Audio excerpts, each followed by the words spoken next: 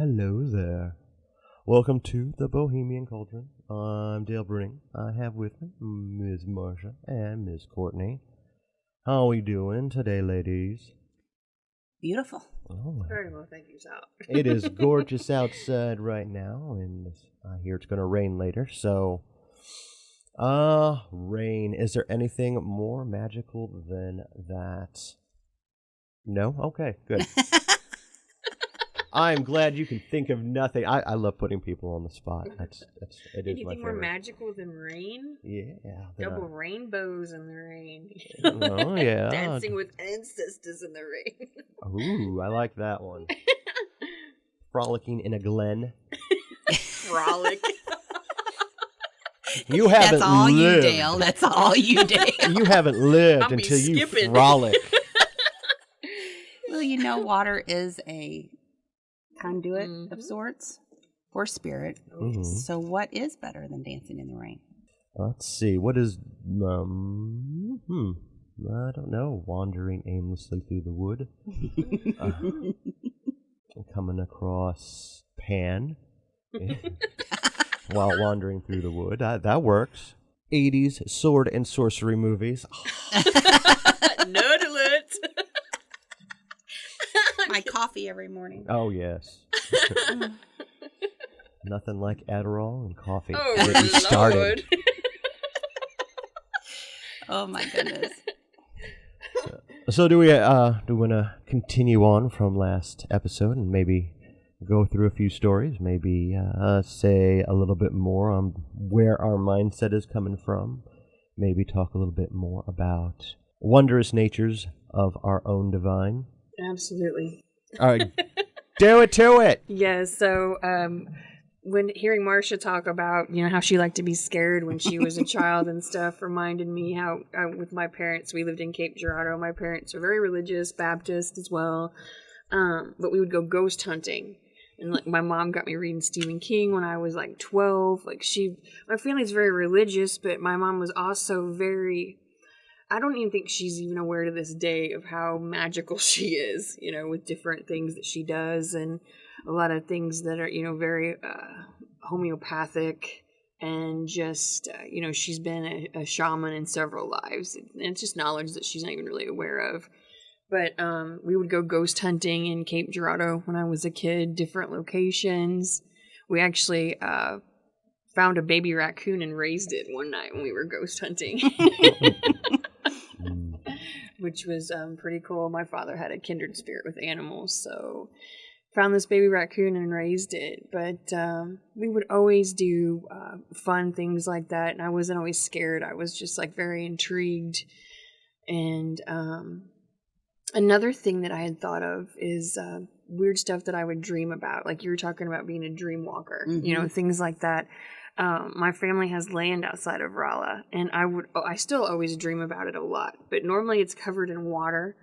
And I had this dream when I was 18 that I couldn't, so the property is covered in water, and I'm trying to climb on this wood raft made of logs, and there's this massive serpent. 100 feet long. It's its head is just, is the length of a Jeep or something. It's massive, and it's, swimming towards me, and I'm trying to pull myself out of the water to get away from it, and it bit me on the back of my neck 3 times simultaneously in a triangle formation.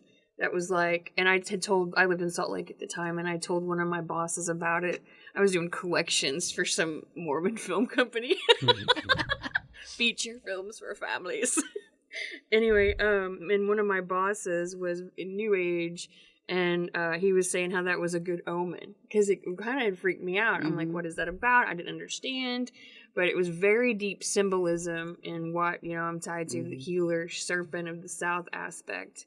So that was, and I still have dreams about serpents. Snakes always find me. I can't believe I've never been bit. I go hike, sit a Slurpee down next to a rattlesnake. I was a kid. I'd step out on the back porch on a rattlesnake. Snakes just find me. Oh my goodness. Yeah, so those are a few interesting stories that I thought of listening to you tell, your past with your gifts and stuff. So A few tales from the haunted Nebraska house. So I talked about in the previous episode. Two of my favorites. My favorites is I was being disciplined by my father, and at one point in time, and the house was a fixer-upper, and so there were a particular weak spot. This is going to sound probably worse than it is, but I lived in the basement of this house. A cave dweller. Yes. I am modern day. I am Lothar of the Hill People, and Lothar. we were in the basement, and there were because they were trying to fix up the basement, there was a support that was rigged up, and it was sideways 2x4, catty corners going crossways, kind of holding up a specific floor joint, whatever those things are. And he was yelling at me, and then just from out of nowhere, the 2x4 just flies on down and almost just like smacks him right in the face, and it stopped him for a few minutes. It's really good. That would have been my cue to zip it. Yeah. The other one was that it was a Halloween party that I was hosting. It was years later, and everybody was like, "Oh, your house is haunted, huh?" And so what they wanted to do to prove that my house wasn't haunted is they wanted to hold a seance. And so in the middle of this Halloween party, we were doing some sort of mock spiritual seance in the middle of what would be the dining room. And so we were sitting around, and we said, okay, fine, if there is some sort of spirit here, let them show us a sign. And at that moment, the closet door just flung open, and Oh my gosh. reported later also that during that event, when a very sensitive friend of mine said that when they asked that question and were kind of laughing about it, she saw right before the closet door flung open, out of the corner of her eye, something just zip to the closet and do that. Those are two of my favorite stories of that, and man, was that place a spooky place, especially the second floor bathroom, where my dad decided that it would be an amazing idea if he put the bathroom closet sliding doors with mirrors on them in front of the sink, with mirrors facing the other way. So if you walked through it and you just saw that loop of infinity that is so unsettling. A little bit. But it was absolutely gorgeous. It's really hard to find somewhere that's not haunted. Like Herculaneum is the oldest city in Missouri. So it's pretty much hard to I did not find know that. Yeah.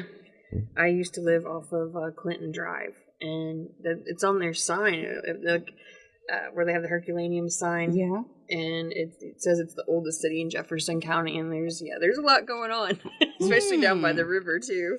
Yeah, I grew up on the Mississippi, so that is one of my favorite places to go, even now. My great-grandmother lived in Herculaneum before all my family moved to Soulard area, and she was in the Herculaneum, like the first graduating class of the Herculaneum High School. Really? Yes. How interesting. I thought so. I had no idea, because now I live. What was her last name? Do you remember? Hold on. I'm trying to remember, because Grandma Sheila. Sheila. Yeah. I believe that was I think that was the grandmother. I don't think that was her maiden name, though. So it might have been no, it wasn't Grandma Sheila. Oh, now I'm gonna have to go ask. Now I've got your wheels turning. We my family has a tendency to breed young, so I was very fortunate to have upon my birth despite besides all my grandparents still being alive, I had 4 great grandparents still alive, and Wow. yeah, well, actually 5 because my grandpa was an immigrant from Mexico, and my great grandmother, his mom, still lived in Mexico. I never met her, but she was still alive when I was born. Right. How interesting. Yeah, we have a tendency to be born young, but we have a tendency to die relatively young. Like, not many of us hit 60, although some of us do live well into the 80s and 90s, just depending on depending on how healthy they want to be during the life. I know I should use it. I know that it's supposed to help you, protect you, guide you, but I've never been big on circles. I know that especially with some of the things that I do study, that it is recommended. It is recommended because you don't know what you're pulling in. I know some people draw circles of protection to keep things out of their space and to keep their space clean, pure, harmonious, whatever. I know that some people do circles to keep things in, to make sure that whatever is brought, whatever is invoked, evoked, etc., is kept inside the circle and can't get out. But from what I understand, drawing a circle isn't the only way of doing these things. No, it's not. Magic and our spiritual paths and our spiritual, I'll call it language, is vast. It's really only as small as your imagination. So picture in your mind a circle. And if you want to keep things out of that circle or within that circle, what else could you use besides drawing a circle with your wand or finger? I know a lot of people use the 4 directions, the towers. There are several different ways you can do it. But what if we used sound? Okay, if we use sound like our voice or some sort of chime or Anything that makes sound. that makes sound. Some traditions use, and I'm probably butchering this, but it's the pronunciation of it, yoik. You'll see that, I think, in Sami, basically in, I've seen it done like in Norway, Switzerland, that type of area, where they don't draw circles. They use their voice and sound to make it more expansive, the power, because they're more in tune to nature, I think, because they're outside. And I don't think it's, I don't know what the word is, but they use their voice. I mean, they express and connect with nature through their voice. And in their mind, when they yoik, it comes really, it's almost guttural. And it's very loud, and it reminds you of yodeling, but it's not yodeling. Okay. It's very powerful, and it's beautiful. Would you be willing to spell that? No. Okay. Call. I tell you somewhere you could go, though, and see a lot more on it is, she's on YouTube. Her name is Freya Norling, is where I first really started thinking about this. She moved to Norway. I believe she's Italian, but she moved to Norway to study with the Sami, and her partner moved there. And she practices a lot of, I think, a blend of probably of magic, but The beautiful, and I wish I could remember the name of the YouTube, but the channel's name is Discovery of Nordic Witchcraft, I think is the name of it. Okay. And it's Freya Norling. I believe I've heard of that, probably from you, but I believe I have heard that one before. But she has a lot of really interesting, and you don't have to agree with everything she talks about, but she has a very interesting way of looking at your spirituality and magic in general. But also, I think a lot of people use gongs. They use bells to clear a space. I think you could also use it to clear and close a space for magical intention or spiritual work, whatever you prefer to call it.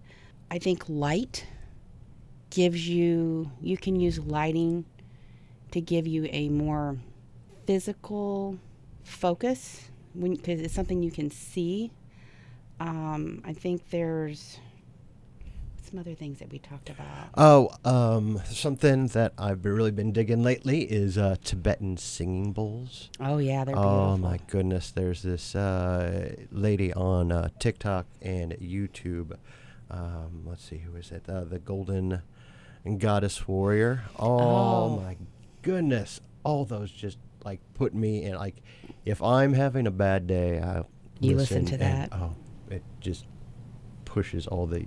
I don't want to say evil, but all of the negative that has been built up over the day kind of helps push that out. Mm-hmm.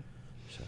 And I think some people may be afraid of this, but I think some people probably use darkness. I think a lot of us probably meditate at night before we fall asleep. Mm-hmm. And if you're not afraid of nighttime, and you're not afraid with getting in touch with maybe that grayer or darker side of yourself, sometimes nighttime and the darkness is, if you use it fully and not in fear, you can learn a lot about yourself. But you can also use it for protection. Mm-hmm. I mean, think about what priests wear. They wear black. Oh, yeah. I was just thinking that, while we can't see in the dark, you can't be seen in the dark. And That's right. Is a very, very It's a type of camouflage, isn't it? Yes. I am not a particular person who shies away from darker aspects, so I would not be opposed to thinking like that. Oh, that is something I might actually see what I can accomplish with that. That is a very it's clever. Yeah, it's I really think a lot of our spiritual awareness and that magical part of ourself is, like I said, it's only as large or small as your imagination. And I think once you let go of everything you were taught in so-called religion, where all the rules and regulations and all the fear-based learning, I think when you let your imagination go and kind of become childlike, but without the fear that you were taught as a child, you can expand your spiritual self by leaps and bounds quickly when you can go there, because there are no boundaries. There's no reason to have boundaries at that point. I mean, obviously, in our everyday reality, this dimension that we live in, we have to have boundaries. I guess. Unfortunately. I guess on morality, whatever. Right. But in our mindscape, when we're practicing magic or we want to learn something, maybe a little something about ourselves that we really have always shoved down, I don't think it's something that we need to be afraid of. I think sometimes we need to dig into it. Yeah. And hug and embrace what we don't like about ourselves. I like that. Yes. Yeah, sometimes because it is part of who we are, and we all have that. And I think sometimes casting the circle is a way that we think we can shove all that back out of our sacred space. But what if by shoving that back and not using that to become greater than what we are today, by healing those aspects, what if we're only making our circle really smaller? Ooh, yeah. And I think we need to look at it a little closer and a little deeper. Now, I know everybody has everyone comes from different backgrounds. So some of this may be difficult for others to even imagine or think about. But I'll plant the seed. Right. The question is, you're the one who's trying to, like I said, evoke or invoke whatever it is you're trying. What are you actually afraid of? Right. And I think Shadow Work 101 teaches us that really what we fear, what we despise when we look outside is what we fear and what we despise on our inside. I agree. Thank you very much, Miss Marsha. I dig that. Oh, well, thank you for sitting down with me and having a little chat. All right. It's always interesting, Dale. Oh, yes. We're interesting people. All right, everybody, have a good day out there. Bye. Dale is infallible.